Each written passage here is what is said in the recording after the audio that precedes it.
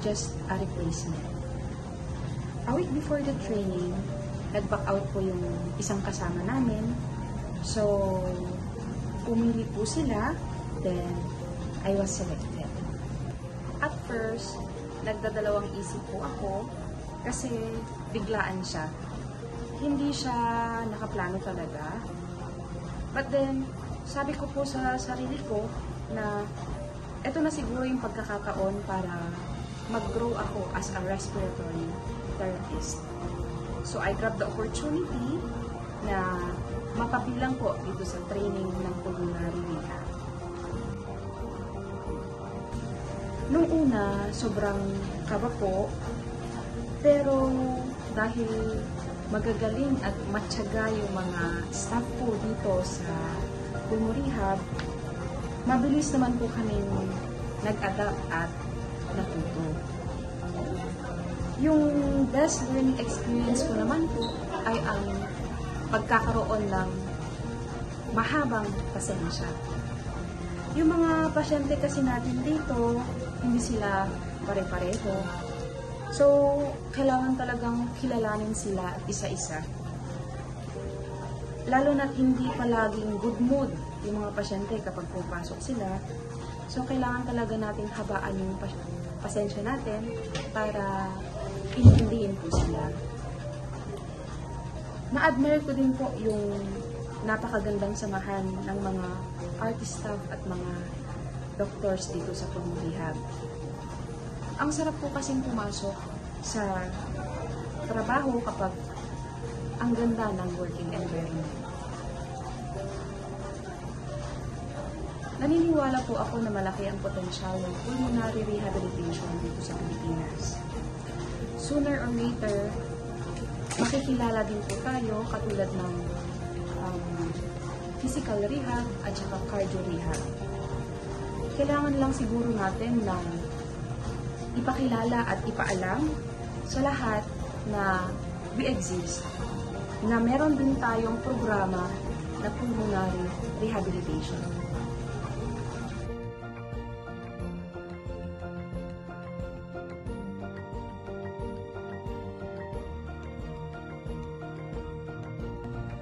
Actually, we all were offered and I accepted.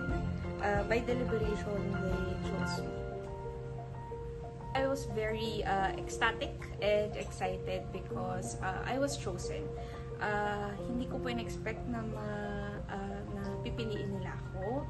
Una sa lahat, bago pa lang po kasi akong RT sa hospital namin. Pero napili po nila ako.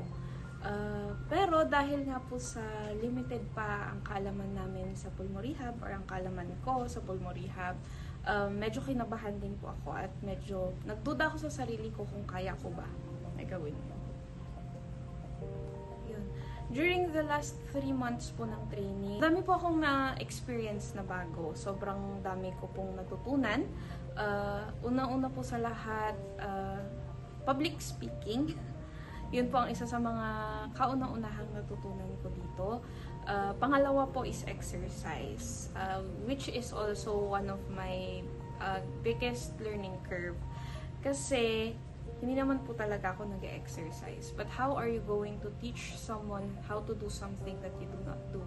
That is why I pushed myself to do exercises even at home para po sa ganun, maituro ko rin po, pati rin po sa mga magiging pasyente ko pa in the future.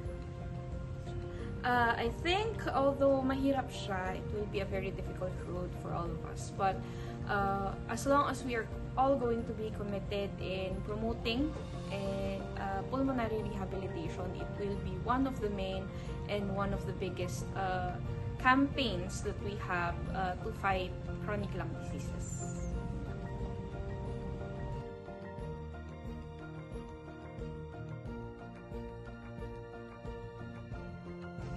Maayong adlaw sa tanan. So, first, the senior respiratory therapist at yung hospital laid down that there is an availability for a spot to be trained as pulmonary rehabilitation respiratory therapist here at Philippine Heart Center. So, I myself volunteered because I think that there is a really big opportunity and professional growth as a respiratory therapist, knowing that pulmonary rehabilitation is still a developing program, and I am willing to be part of that development. At first, thinking about the time frame of the training program, so I think it's really long for me to be here, but the way I see it, since I have already started doing pulmonary rehabilitation in Cebu City, so I think the things that I will be learning is tailored for us as respiratory therapists assigned in pulmonary rehabilitation training program. It will really help us develop our skills and social, especially in handling patients and doing the correct posture and doing exercises and physical activities in pulmonary rehabilitation program. At first, I was really pressured because in terms of the environment, I am surrounded with 4 different artists who came from a very prestigious hospital all around the Philippines. But the way I see it, upon spending my days with them during the training program, I think that I was not just enhancing my skills in terms of physical activities, in terms of the during exercises, doing proper trainings, dealing with the patient. I never forgot to enjoy what I am doing, and that is the important thing that I think I can really apply. Just like the other forms of rehabilitation in a hospital, just like cardiac rehabilitation, physical rehabilitation, I am seeing great things that will soon be happening in pulmonary rehabilitation program, because in here we do not just help a patient who are pulmonary compromised bring back their normal breathing, but as well as we are helping them breathe together with their normal day-to-day living. But it also caters rehabilitation for patients who are currently admitted and are in preparation for different surgeries.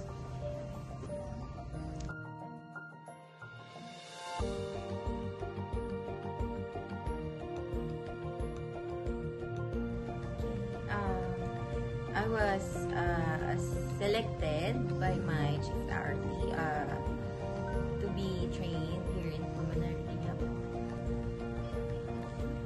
At first, I felt really privileged or grateful to my senior kasi hindi ko rin in-expect to trust me with this training program. Ang naisip ko lang, ano ba talaga ang pinaka-contribution nito for me as a respiratory therapist. So, as for my experience po, the best to describe my experience is the word wow, kasi ang daming learnings. Simula sa pagiging keen sa symptoms ng mga patients during exercise, plus respect I felt even if bumabalik ako sa mga basic na parang nire-review mo ulit yung sarili mo eh. But instead, you know, simula sa mga senior artist staffs namin dito nakasama hanggang dun sa pinaka-father ng pulmonary rehab, grabe lang yung teachings kasi they will make you feel the future expert. Yung siguro yung pagiging shy type ko. Yun talaga kasi, no? So, never I imagine myself na going to lead a group exercise. Grabe yun yung para sa akin the best na masasabi ko. So, for pulmonary rehab, I can say that just like physical medicine rehab, cardiac rehab, this also will be well established. Siguro, more evidence nga lang ba.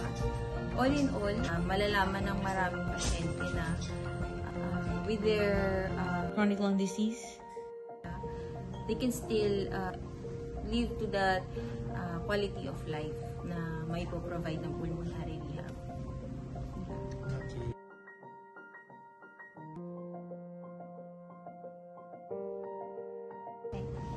Actually, hindi po dapat ako yung andito ngayon. But then, Dahil po yung kasama namin, nakiusap siya that, ate, ikaw naman na sana yung pupunta kasi mas gamay mo na ang Maynila. So, I volunteered na lang din. Isa na din doon is, andito na din po kasi yung husband ko. Kaya mas pinili ko na din po na andito ngayon sa training na ito. Okay. Nung una, actually, kinakabahan ako. Like, hindi ko alam kung paano mag-adjust, kung paano mag-cope up sa mga gawain dito. Kasi actually, when I was in my internship, once lang ako nakapasok sa pulmonary rehabilitation. So, wala akong masyadong exposure. So, nung sinabi nila sa pulmonary rehabilitation, so, andun yung isip ko, ano ang mga kaya kong maiambag pagdating ko doon.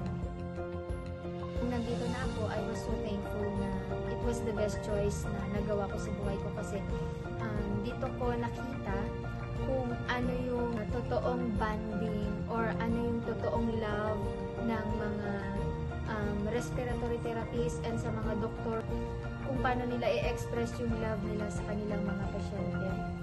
The best thing naman na na-experience ko dito sa pulmonary rehabilitation is kung paano yung magiging adjustment mo sa every patient na pumapasok dito. So, hindi tulad pag nasa critical area ka, ikaw yung, kung ano yung alam mong pwede mong gawin, yun na yung ginagawa mo. But then, dito sa pulmonary rehabilitation, like, ikaw yung mag-a-adjust na iba-ibang klase ng pasyente kung ano yung gagawin mo.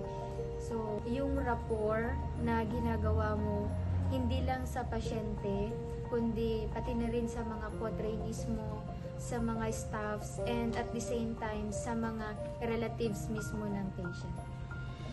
Okay. Malaki ang nakikita kong future ng pulmonary rehabilitation dito sa Pilipinas dahil maliban na lang dito sa training na ginagawa ng Philippine Heart Center at sa mga ibang centers na merong pulmonary rehabilitation is nakikita ko yung passion ng mga doctors and at least respiratory therapists na iangat itong pulmonary rehabilitation sa every area ng Philippines. So, nakikita ko na maganda at malaki ang future ng pulmonary rehabilitation dito sa Pilipinas.